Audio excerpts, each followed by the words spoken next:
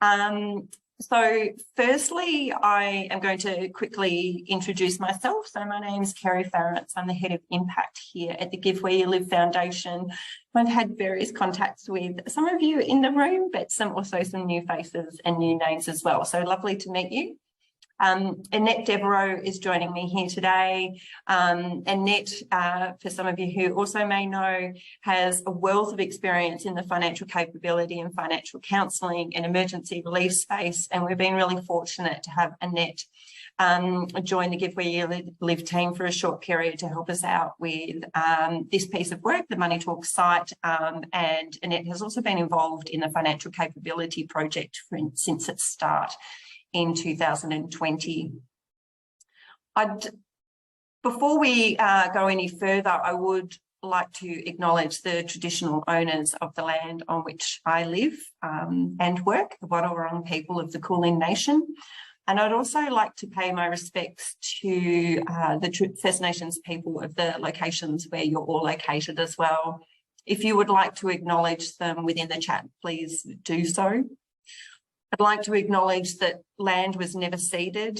And I think particularly over the last few years, I know personally I've reflected quite a lot around how fortunate and privileged I am to be able to live in this place and be part of this community that we have in Geelong.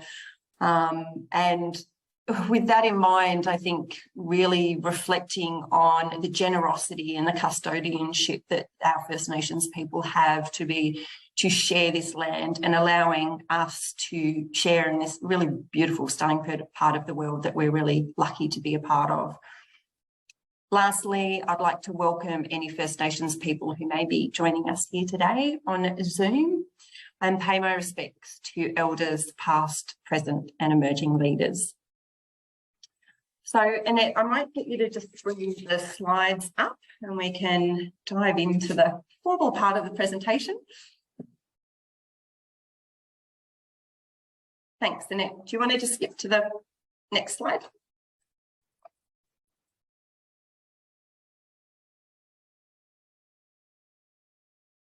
Thank you. So firstly, I thought for some of you in the room, I'd give you a little bit of a background to the Financial Capability Project that has been a partnership between the Geelong Community Foundation and the Give Where You Live Foundation for just over 2 years. And I know Gail is actually online here today as well. So thanks for coming, Gail. The initial sort of purpose of the Financial Capability Project was to increase understanding and use of available resources and assistance that can support an individual to build financial capability. And the focus of the project was not just for clients or individuals in community, but was also around building awareness and understanding with other staff from across the community sector and community organisations. The project has worked collaboratively with a number of key emergency relief and financial counselling services in the region to help to understand the triggers to financial stress and vulnerability, to help map some of the existing resources and to then undertake a number of key projects that came out of some of this research. So phase 1 started back in July 2020. We remember that period very well, I'm sure, as being that first long period of lockdown. So at that point, we were really looking at undertaking research to better understand client needs and how they access and use existing tools, resources or services related to financial capability. Phase 2, which was towards the end of 2020 and at the start of 2021, we started to try and map out some of the existing resources that currently exist and that services or community members might use or access.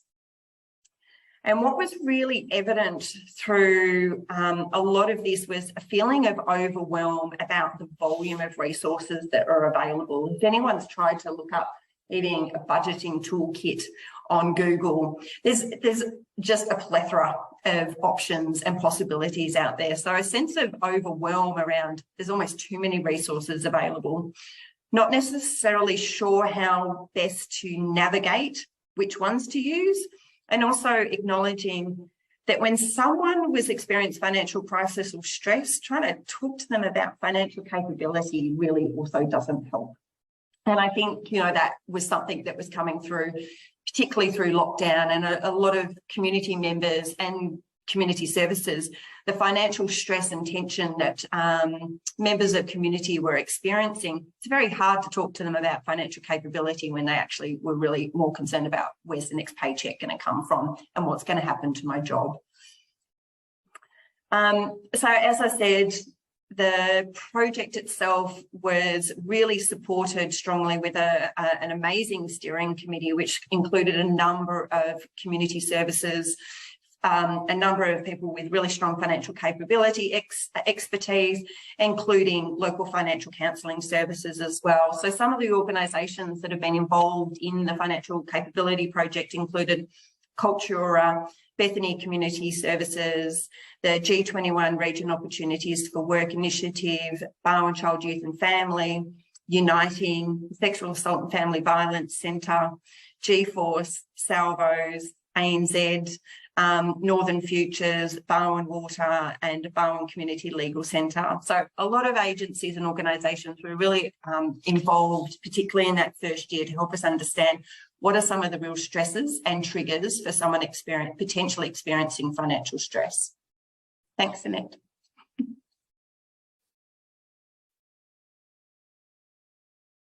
So some of the feedback that we received through a lot of the research and engagement that was taken through this project included that there was a lack of information regarding services, and that particularly there was not a lot of services in regional Victoria, so areas such as Colac, that made it really difficult for people to access support. That there were a lot of great services, particularly in Geelong, but they weren't necessarily accessible. And that even the professional services needed to have more information. So other community services and organisations needed to have more information about and knowledge about how they can refer into or access some of these supports around financial capability and financial stress.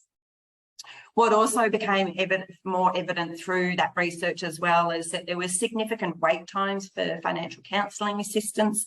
And we've seen, you know, we all know that financial counselling services is just poorly funded. And that is a massive challenge in and of itself. But we have people who are sitting on long wait lists to actually get that financial counselling assistance. That referral processes into financial support services varies, obviously, from agency to agency, which also makes it a bit of a challenge for people to understand how to access because each agency varies.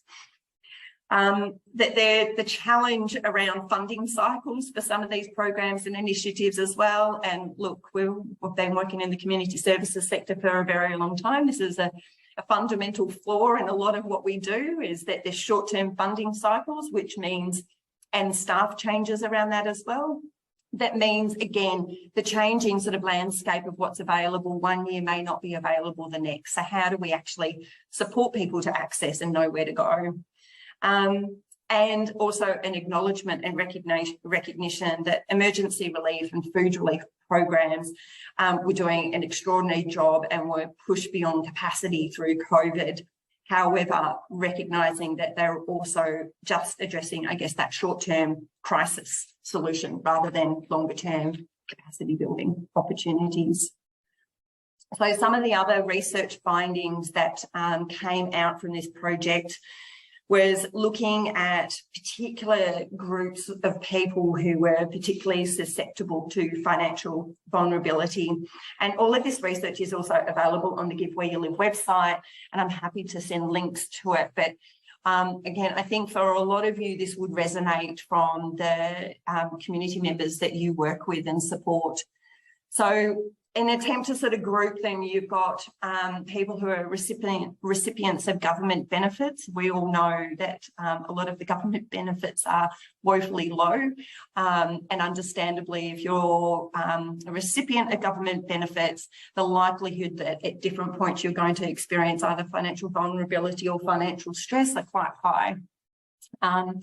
For those who are experiencing precarious, sort of casualised, low income, unstable income employment, again, was not surprisingly a group of people who, again, can often sort of flip between the crisis versus vulnerability space. Again, was really, really evident through COVID that those that were on casual employment were those most impacted by the shutdown and lockdowns of businesses.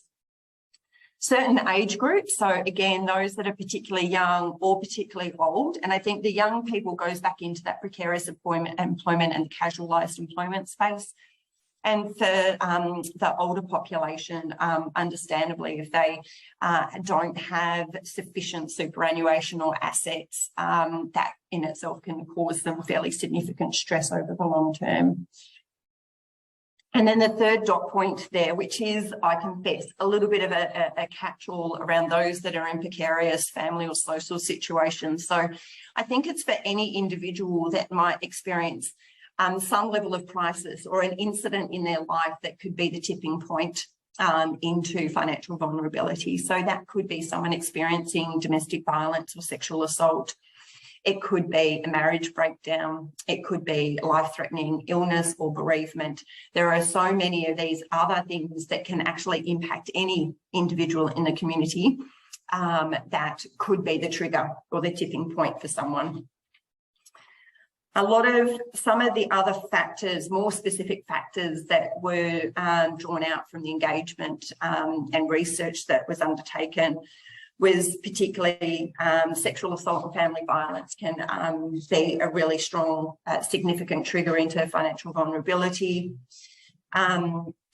Being blindsided by unplanned or multiple large bills, being trapped into debt. So we know that there's a lot of sort of dodgy operators out there that are also contributing to some of this, a level of trauma, addictions, changes to economic or social environment. So again, we were undertaking this research through a global pandemic. So understandably, that in itself was starting to, we could actually see how that was impacting on people's financial vulnerability. What also became evident through this project was a recognition that whilst the purpose of the project was around increasing financial literacy and capability, it sits along a spectrum of financial vulnerability and crisis. So any resources that we needed to develop or consider needed to understand that at any point in time, someone could easily slip down into that crisis point.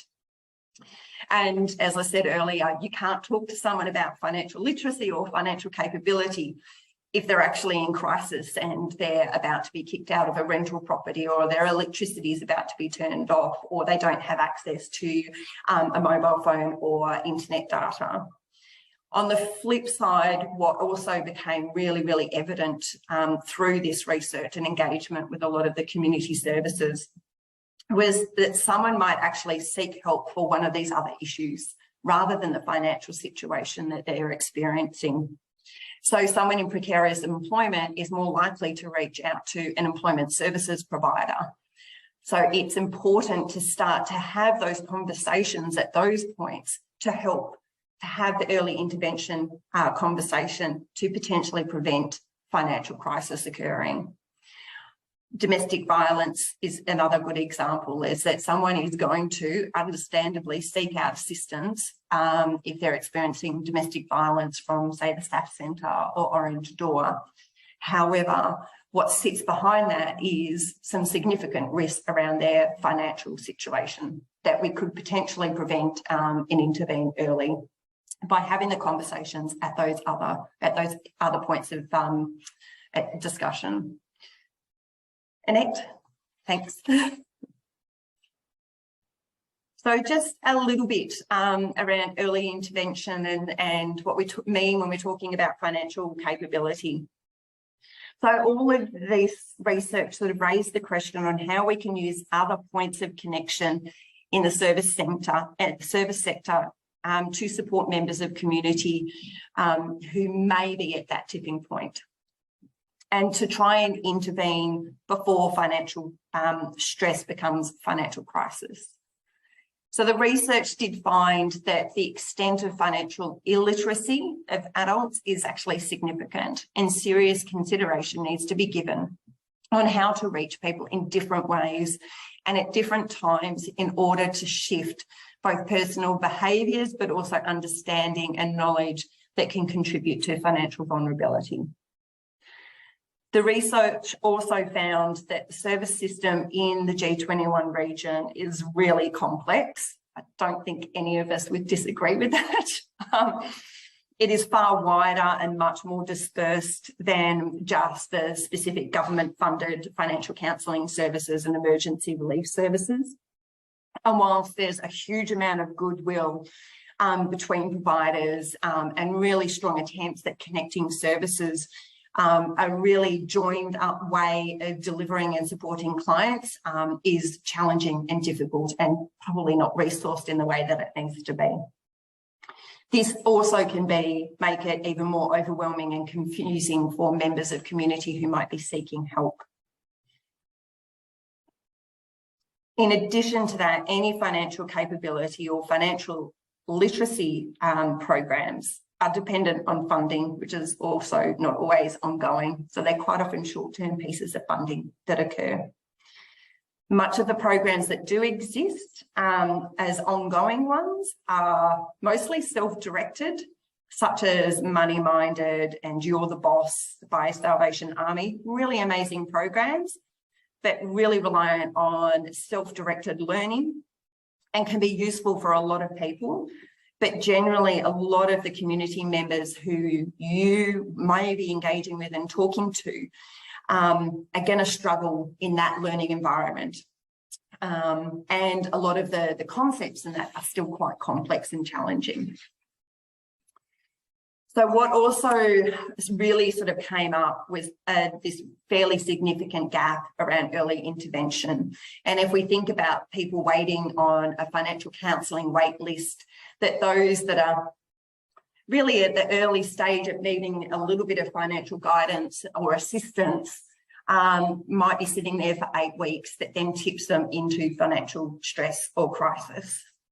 So when we talk about financial capability and what we can do in an early intervention space, really what we are talking about is people having the knowledge, understanding and skills and confidence to be able to make money management decisions and know where to go for help, and know that they have the right to ask certain questions, particularly when talking to utility providers.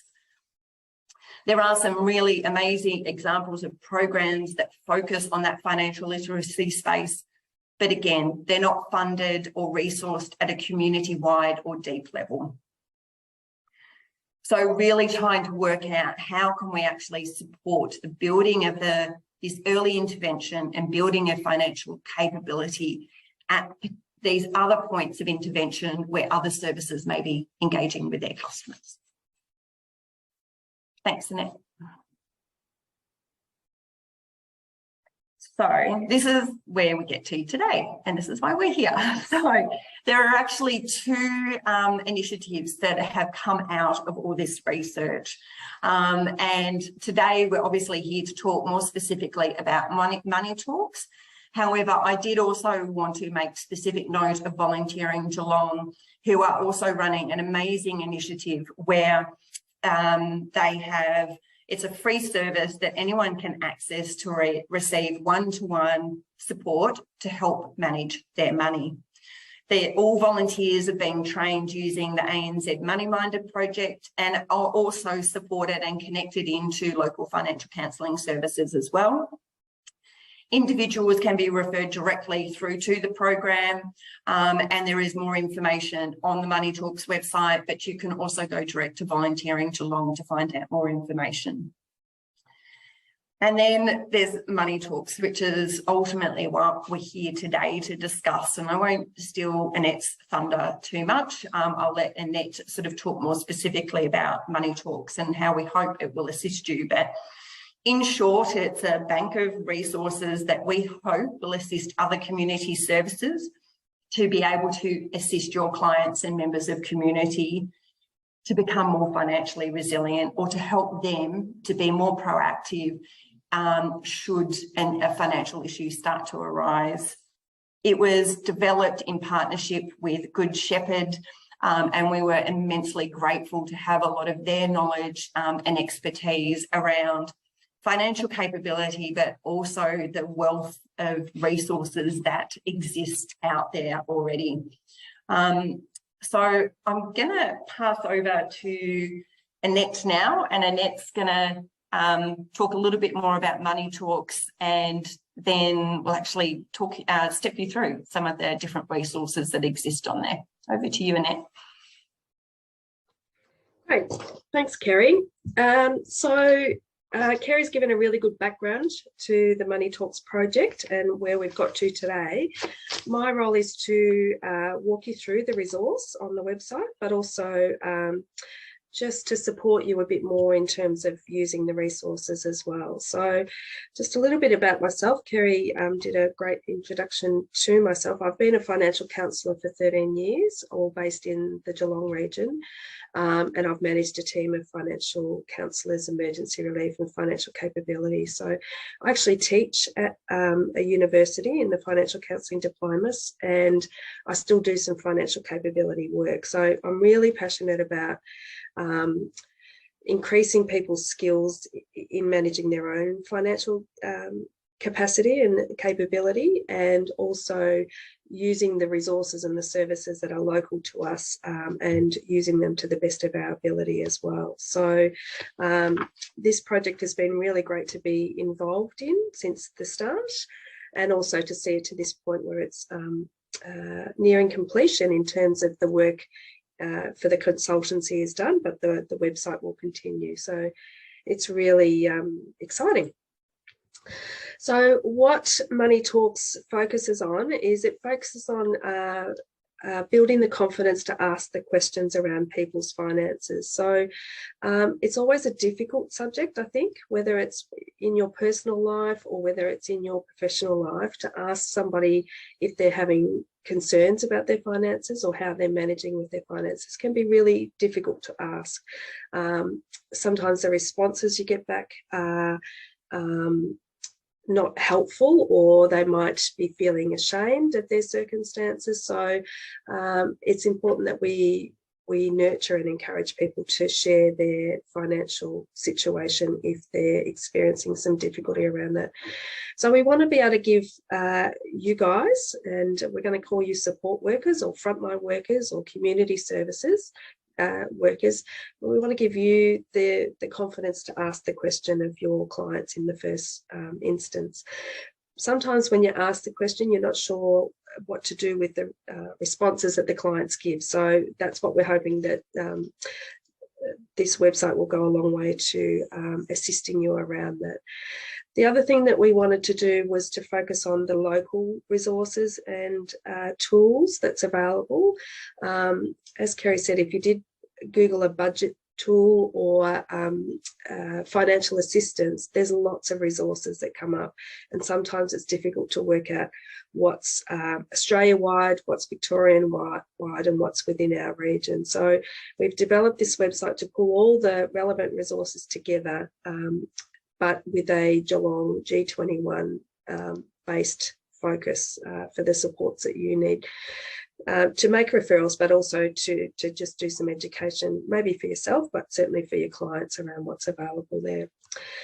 And we've also looked at the effective referrals to services. So we know, well, certainly as a financial counsellor, I know that if financial counsellors through the intake process, if the referrals are not as comprehensive as what we need, your clients may not be getting the service that they require at that time, or their priority levels may differ from what you think their priority requirements are. So it's important that we show you how to do some effective referrals and what's the keywords and the trigger words around putting in a referral for either financial counselling, emergency relief, or financial capability. And we wanted it to be designed for you guys. So you guys do a fabulous job out in the communities, in the areas that you're working at now. So we don't certainly want to load you up anymore with any more work to do, but you've got a key opportunity when you're sitting with clients or working with clients to just have a conversation around their finances. And if they do identify that they've got some issues or they've wanted to work on something, how you can resource them a bit better around this. The other thing that I've found along my journey of being a financial counsellor is I've learned lots from my personal and my family life as well. So possibly this resource will also give you some tips and resources for yourselves and your friends and your family. So having the conversations around people's finances with clients, as I said before, it can be really difficult. So on the website, which I'm going to show you in a minute, but on the website, we've just got some talking bubbles to maybe help you, to prompt you about what to say to clients. So there's some prompts in here, and then there's also some responses around how you can respond to someone who may be identifying that they've got some issues with their finances. So it's the website itself, when we have a look, it's really clear and concise and really easy to follow. So this is just a screenshot of what things might look like when you're trying to have some conversations with the client.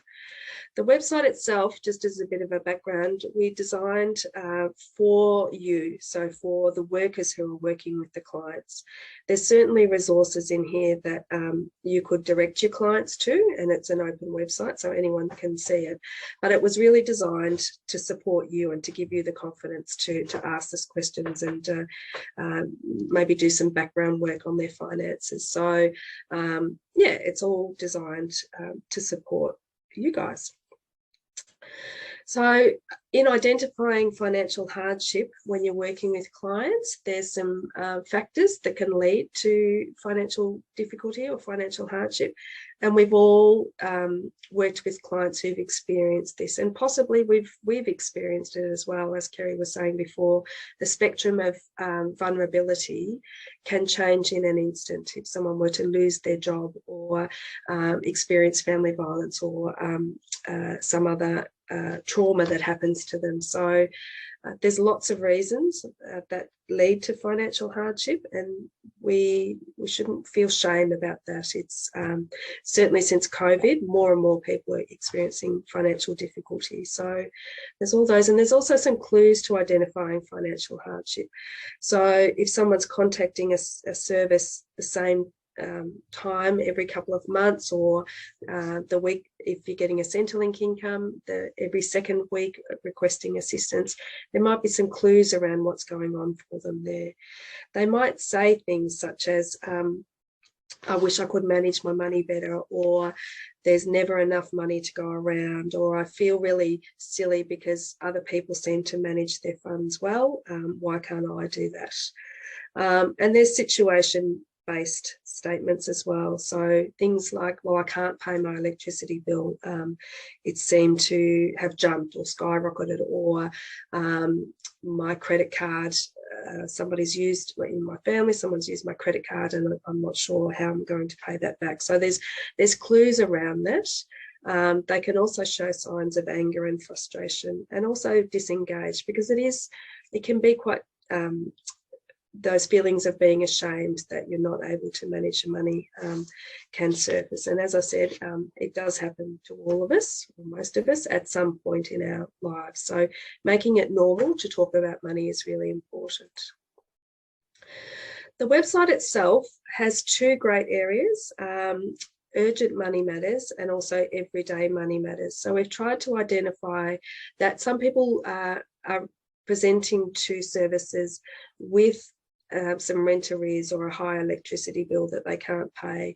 And so we'll show you some website pages that will help to have conversations with clients around that. So it looks at all those struggling to pay areas, and it also looks at some complaint systems, and if you need to put a complaint into an ombudsman about a service, it looks at that. So those urgent money matters, that if something's overdue or really stressing someone with their finances, the urgent money matters is the place to go. But the other area that's equally as good is the everyday money matters. So, and I haven't often seen these two areas combined in one.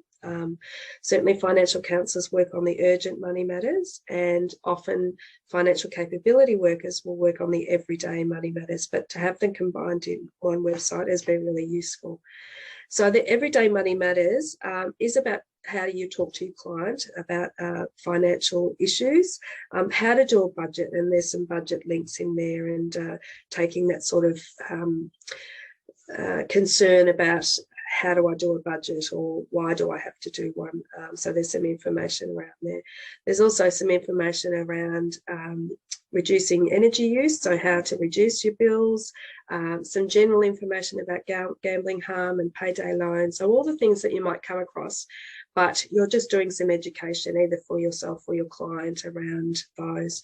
And there's some great savings tips in here that I really like as well. So you'll see when we get to the website that it's generally broken into these two areas. So when you're with clients, just think, is it an urgent thing that I need to cover, or am I doing some more education and planning around their circumstances?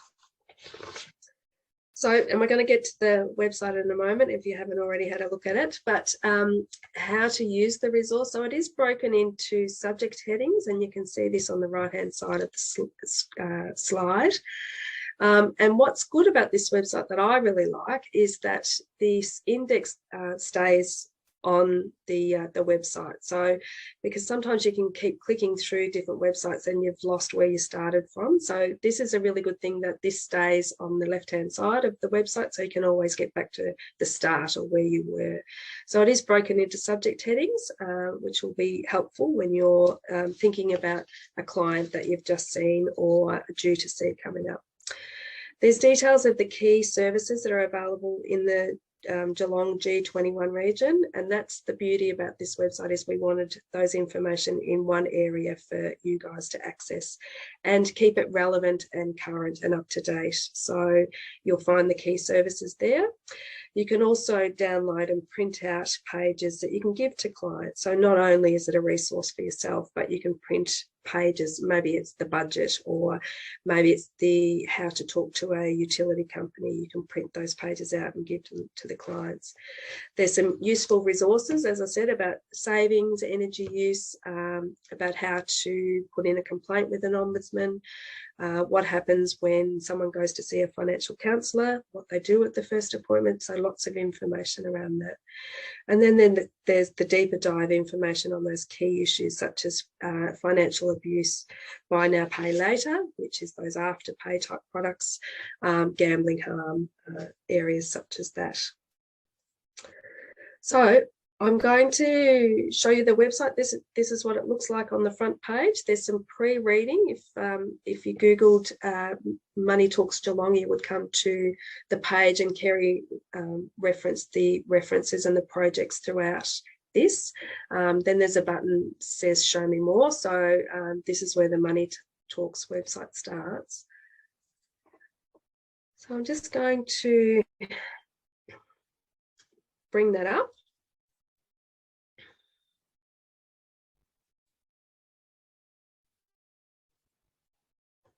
Hopefully that's there. I'm sure someone will let me know if it's not. Yep, got a thumbs up. That's good. So this is the first page. So as I said, down the side on the left, this index will stay there all the time. So you can always refer back to that. Up the top on the right is the download button. So if you, for example, wanted to download this page, you can press that. It'll come into the print preview section and you can print that. So it just goes through who's it for and why was it developed, and how to use the website. Now, I'm not going to show you around the whole information because there's lots here for you to have a look at, but I'm just going to point out a couple of areas that I thought you might be interested in. So often these things come down to these drop-down menus will show you more information. So, but if we start with having a conversation about money with a client,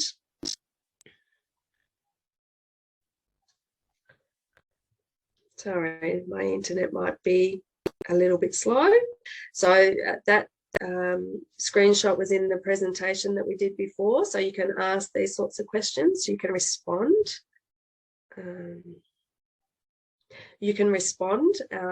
you can say if to follow up with a client if they're struggling, or you can refer them on to other services and things. So just some really simple, and you'll have your own words and your own way of asking these questions. But if you're not sure, you can certainly start here and think about how you're going to ask your client if they're struggling with some money around that. So if they are struggling with money, you might identify the financial hardship that we've talked about. But you might go back to the urgent money matters. So remember we talked about that there's two bubbles, so urgent money matters or everyday money matters. So we're going to go to the urgent money matters. Someone's talked to you and disclosed that they're having problems with their utility bill. So we're going to go to the utility hardship department. And this is generic information, and you could use this for telecommunications and other things as well. So it talks about how to make a call to a utility company, what to say when you're calling, what to know, what information you might need before you call. So, for example, if you've got a really high bill, how much can you afford to pay regularly on that bill? So just some tips and hints on questions you can ask the utility company to help out with that. There's some key contacts here for the utility companies, but your client might have another company around that, and then it moves into the phone and internet. So as I said, the index always stays on the left. The body of information is in the middle, and then we do have some useful resources on the side here. So there's some fact sheets around financial support around energy. There's the Ombudsman, what to do, how to call an Ombudsman, and what can the Ombudsman help with if you're having difficulties around that.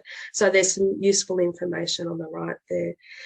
So you might, I'm just going to scroll down, sorry if it's a bit blurry while I scroll. Oh, scroll too far.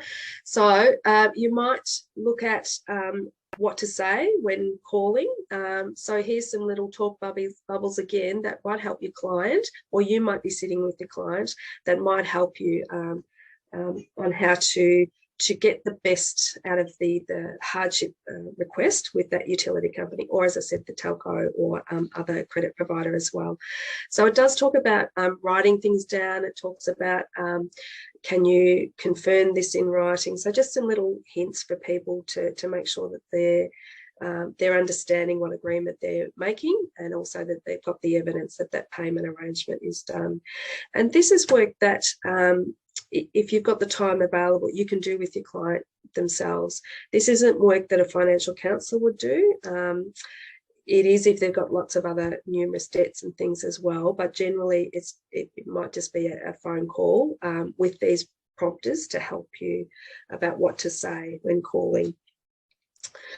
And so if as a worker you're doing some of this work and you're just feeling like that there's more to it for this client and they might need some financial counselling, then you can come back up to the financial counselling bubble, and it'll just run through with you about what financial counselling is. So what financial counsellors do and what to bring to a financial counselling appointment. So just some general information, talks about how to make a referral.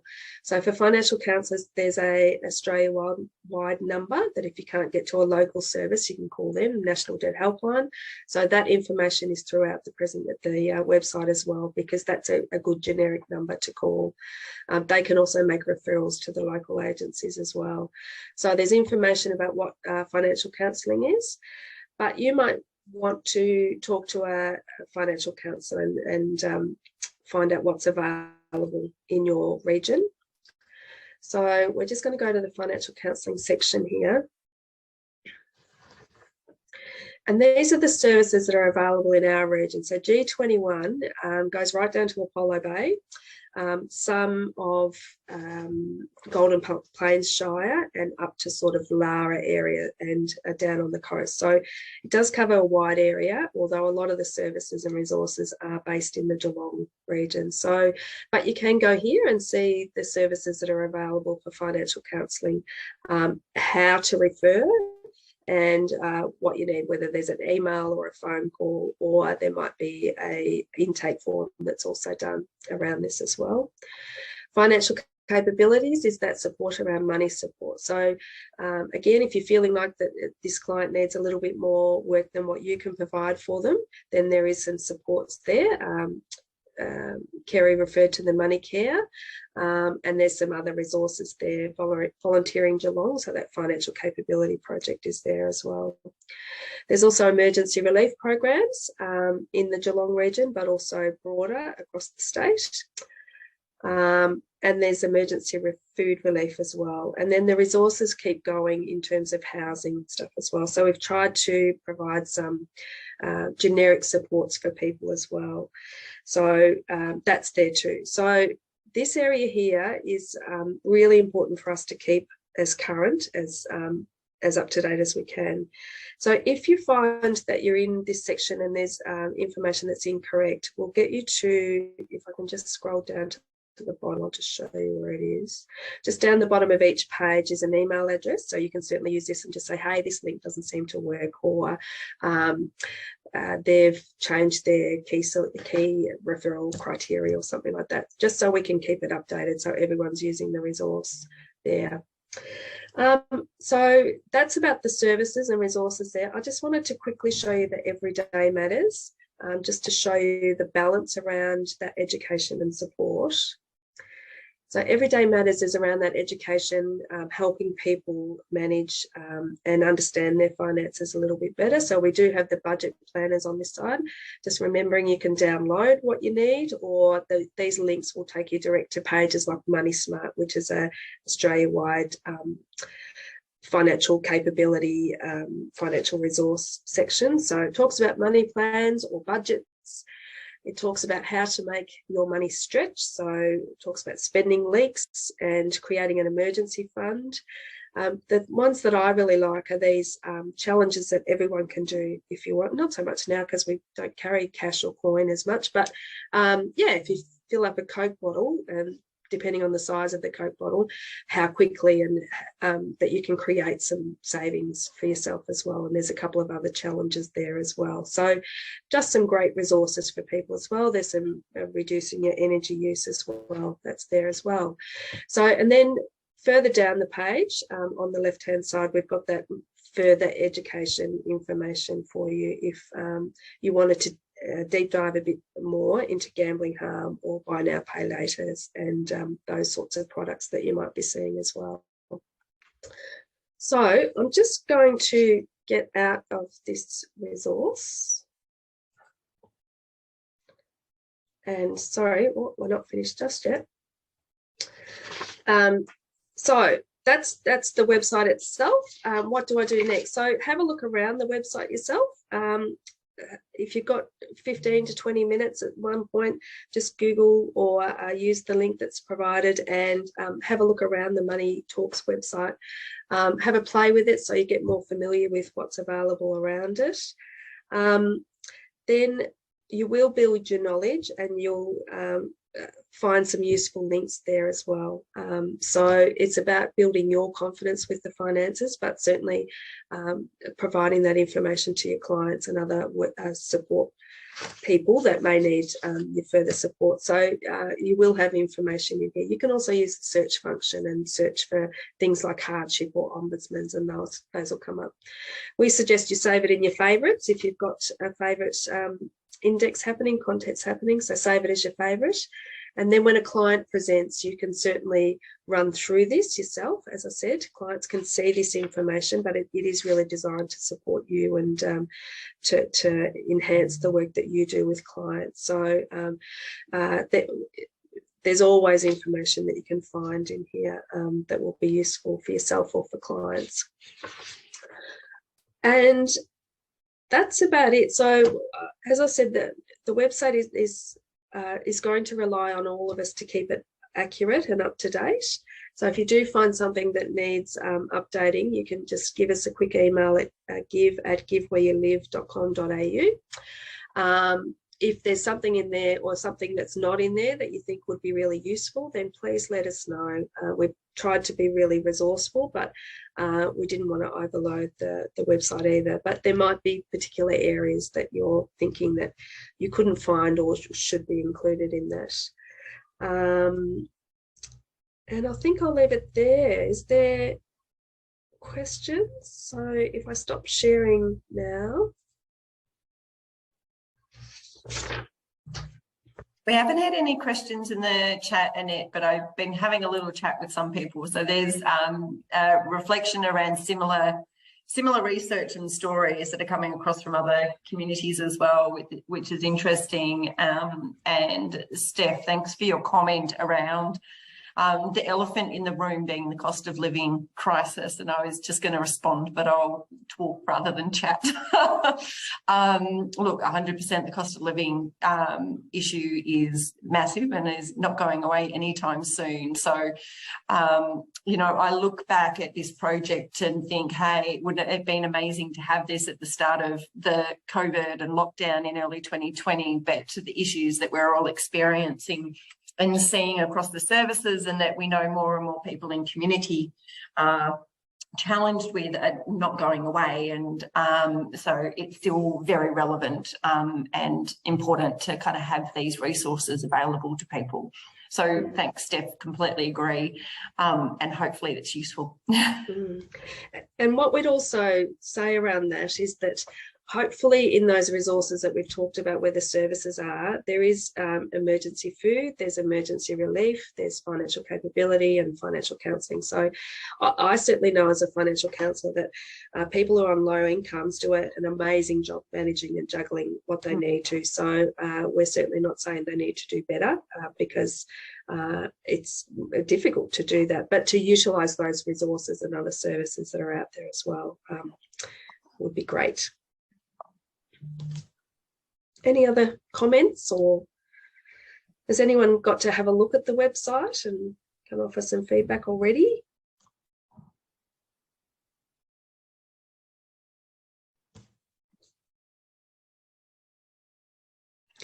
So we are going to send an email out afterwards, and that will have one of those dreaded survey monkeys in them for feedback. So if you could give us some feedback, it's only going to take you 5 minutes, I promise, unless you're going to write an essay to us, but it will only take you a few minutes. So please have a look around the website. As I said, save it in your favourites so it's there for you to use. And yeah, let us know if it's been of benefit to you, you as a worker or you as colleagues for your team or your clients as well.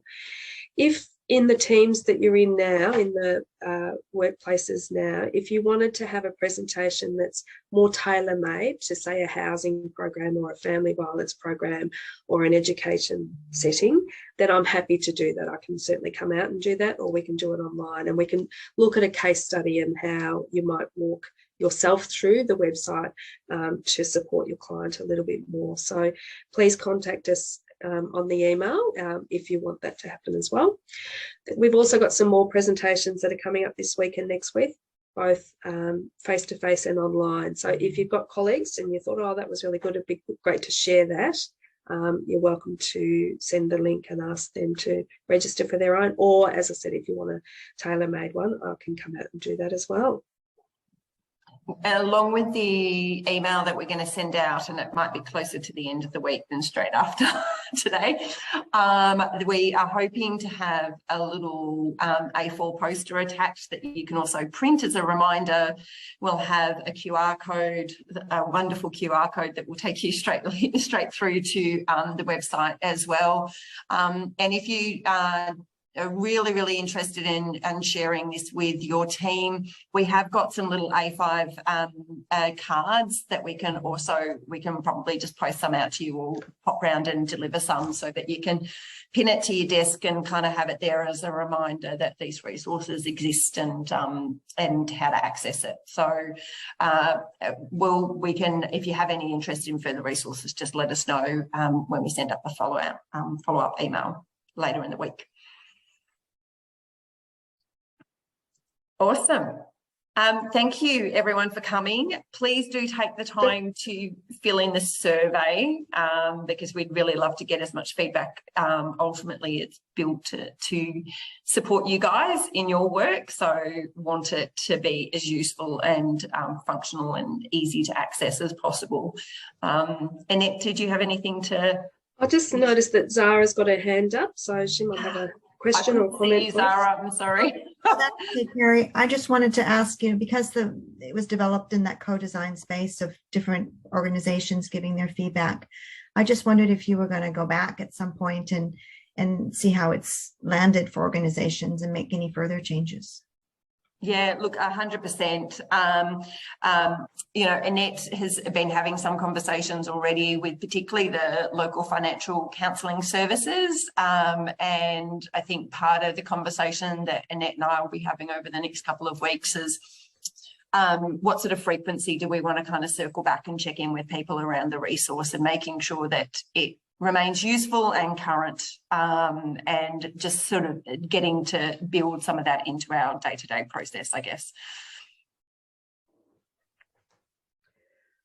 Okay, so thank you very much for coming along, everyone. If you've got others that wanted to attend another presentation, please let them know, or contact us if you've got one that you'd like to do for your team.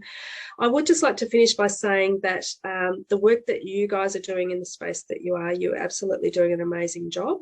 It's a difficult time at the moment, and we're not asking you to do any more. We're just providing the resources around those financial services and supports. There's certainly ongoing referrals for financial capability and financial counselling, but there's some bits in the middle that given the confidence and the knowledge, you guys can do it. And you might find that some of this helps you out as well. I'd be keen to hear how many of you do the 52-week challenge or the Coke bottle challenge and have a little emergency fund yourself. So thank you.